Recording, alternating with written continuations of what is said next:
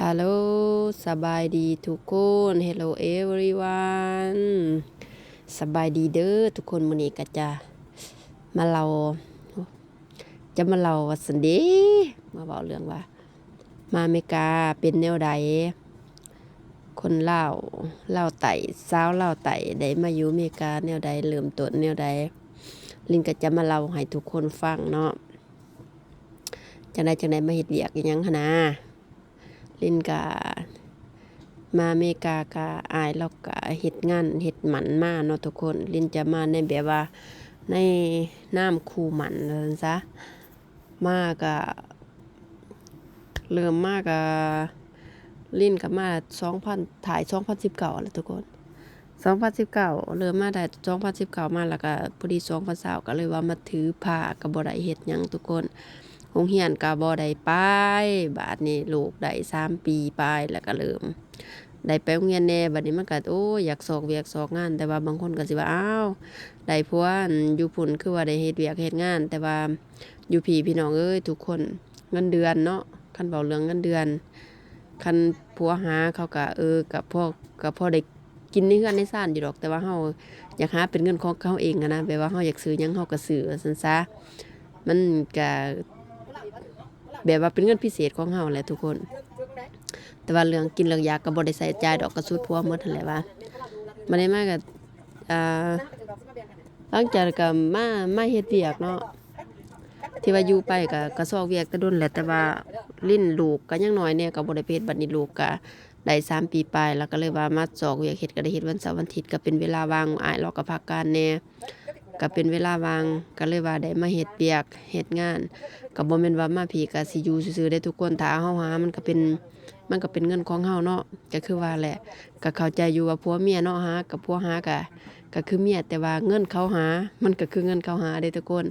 แต่เฮาหาเองเฮาใช้เงินเฮาเองเฮาจะสบายใจกว่านะทุกคนแต่ว่าเรื่องว่าเขาใส่ใจในครอบครัวเขาก็พอแฮงแหละเพราะว่าอยู่ทางพี่มันก็ค่าใช้จ่ายมันก็แพงมันก็หลายมันบ่คือ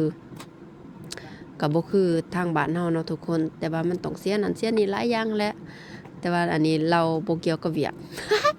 อันเราประวัติมาซะพี่น้องก็เบิ่งภาพที่ว่าเฮ็ดอาหารไปนำแหละทุกคนเวียกที่ลิ้นเฮ็ดก็เบิ่งตามนี่แหละแต่ละมื้อก็ได้แต่ละมื้อไปก็ต้องได้เฮ็ดแบบนี้แหละแล้วมาเว้าเรื่องตัวแล้วก็เจยไปเนาะมาก็ที่จริงอ้ายเราก็บ่ให้ไปเฮ็ดดอกทุกคนเราก็บ่ให้ไปดอกเพราะว่าลูกยังน้อยแต่ว่าลิ้นก็อยากไปเองแต่ว่าเฮาก็อยากเฮาเคยหาเงินเนาะเฮาเคยหาเงินอยู่บ้านเฮาเคยมีเงินเป็นของตัวเองอะนะแล้วหาเองเฮาจะใช้เงินเฮาเองมันจะสบายใจก่อนว่าซั่นซะทุกคนแต่ว่าเฮาได้มาเฮาก็ถอนเฮาอยากใช้หยังเฮาอยากซื้อหยังมันก็เป็นเงินส่วนตัวของเฮาก็สำบายใจว่าซั่นซะแต่บางคนก็สิว่าโอ้ได้ผัวไปอยู่เมืองนอกเมืองนาคือว่า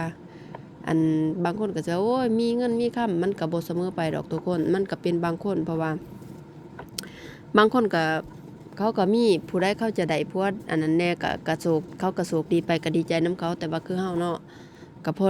พอส่ำนี้ก็ถือว่ามันก็โอเคอยู่แต่ว่าเฮาก็อยู่เฮาก็ต้องเฮ็ดต้องหาบ่แม่นว่าเฮาสิไปอยู่ซื่อๆเด้ทุกคนต้องเฮ็ดต้องหาไปนำถ้ามีโอกาสเพราะว่ามันก็เว้าเรื่องใช้จ่ายแหละเฮาอยากได้หยังมันก็สำบายใจของเฮาซะว่าซั่นซะแต่ว่าเรื่องเขาเบิ่งแย่งเฮาเรื่องดีก็ดีเรื่องดีๆก็โชคดีไปเฮาได้จังซั่นมันก็โชคดีสำหรับเฮาแหละแต่ว่ามันก็เผื่อว่าที่ว่าเฮาหาเงินเนาะบางทีอันพี่น้องบางทีเจ็บเป็นเอ็นอุ่นใจเฮาก็ได้เอาเงินเฮาเองเฮาก็บ่ได้ไปขอเขาแบบว่าจังซั่นจังซี่เฮาก็มันเป็นเงินของเฮาเองเฮาอยากฝากส่ำใดมัน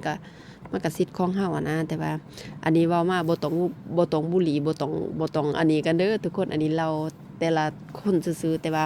มันก็แต่ละคนมันก็จะแตกต่างกันมันจะบ่ค่อยคือกันดอกทุกคนอันคือลิ้นมาเฮ็ดเวียกสิลิ้นก็ได้เฮ็ดแต่วันเสาร์วันอาทิตย์แต่ว่าก็สิว่าเงินมันดีบ่มันก็โอเคเพราะว่าเฮาบ่มีความรู้จ้ะ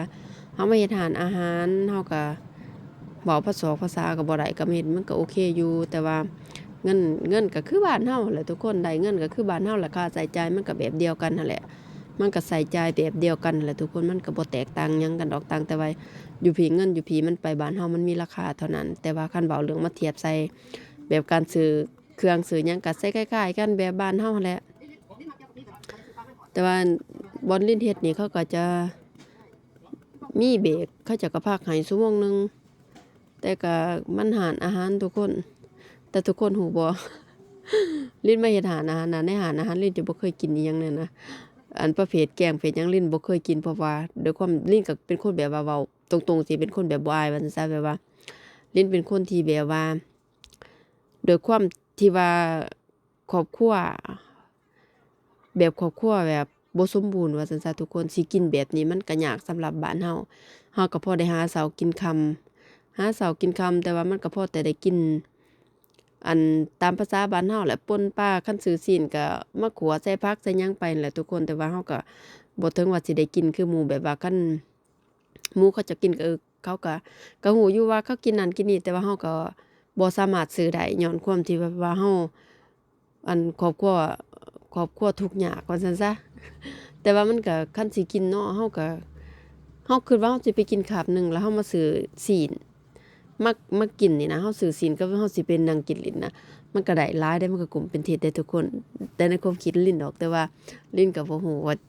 คนอื่นสิคิดคือลิ้นบ่แต่ว่าเพราะว่าคือลิ้นเนาะก็ภาระครอบครัวทางบ้านก็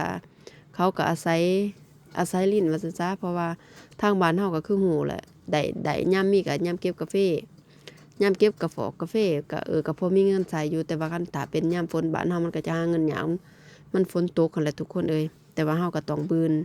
สิส่ำใดก็ต้องบืนเพื่อพี่น้องเพื่อพ่อแม่แต่ว่าก็สู้ไปแหละทุกคนเพราะว่าเฮามาอยู่บ้านเพิ่นเมืองเพิ่นจั่งใดเฮาก็ต้องเฮ็ด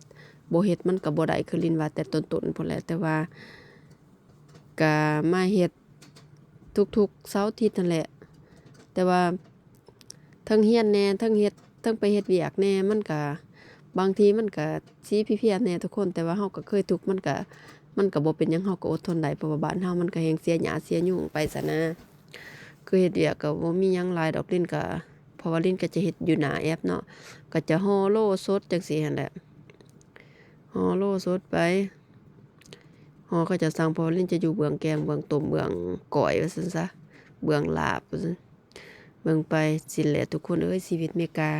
ก็บ่ได้ว่าสิมีความสุขเสมอไปเด้ทุกคนมันก็มีสุขมีทุกข์ปนกันไปหั้นแหละก็บางคนเขาจะมีความสุขก็ก็ดีใจนำเขาแต่ว่าคือเฮาก็ส่ำนี้เฮาก็ดีใจแหละมาเทียบใส่แต่เบื้องหลังเนาะเบื้องหลังเฮาก็ยังบ่ได้ครึ่งของครึ่งว่าซั่นซะแต่ว่าถ้าเว้าเรื่องมาอเมริกาดีบ่เรื่องดีๆเพราะว่ามันดีบ่อนที่ว่าเฮาคันเฮาหาเงินได้มันมีราคาบ้านเฮาว่าซะมันเป็นราคาทางบ้านเฮาร้อยหนึ่งมันก็ได้ล้าน2ล้านเฮาก็มันก็เฮาซื้อข้าวซื้อน้ำมันก็กุมเป็นเดือนแม่นบ่มันก็กุมเป็นเดือนแต่ว่ามันก็ดีเด้ทุกคนแต่ว่ามันก็ ดีแหน่บ่ดีแหน่แหละมันก็เรื่องแต่ว่ามาผีมันก็ยากๆเนาะแต่ว่าคือลิ้นก็โชคดีไปแนวหนึ่งที่ว่าได้มาก็บ่คิดบ่ฝันว่าสิได้มาอเมริกาเด้ทุกคนลิ้นบ่คิดจักดีเพราะว่าด้วยความที่ว่าเฮาเนาะอยู่บ้านเนาะก็เฮ็ดก็คิดว่าโอ้ชีวิตบ้านปลายนี่สิเป็นแนวใดซังนะบัดมาฮอดพี่แล้วว่าป๊าดคิดมาว่าโอ้มาฮอดพี่ได้จังไดแต่ลิ้นมาพี่น่ะลิ้นบ่มีพี่มีน้องเด้ทุกคนหัวเดียวกระเทียมเหลียบเลย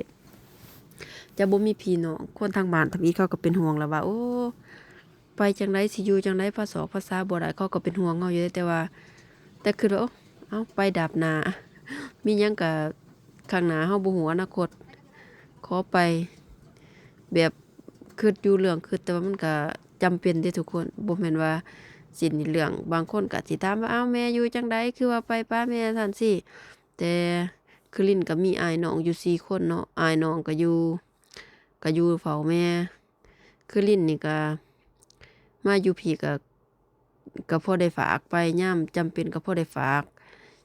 ไปให้เมื่อทางบ้านเด้ทุกคนบ่แม่นว่าเฮาบ่ฝากได้ก็ฝากเด้ทุกคนเพราะว่าภาระเบิ่งแม่ก็เป็นเงินเป็นคำลิ้นจะเป็นคนให้เนาะคืออ้ายก็เป็นคนเบิ่งว่าซั่นซะอ้ายน้องจะเป็นคนเบิ่งแม่นี่แหละทุกคนเอ้ยชีวิตเมืองนอก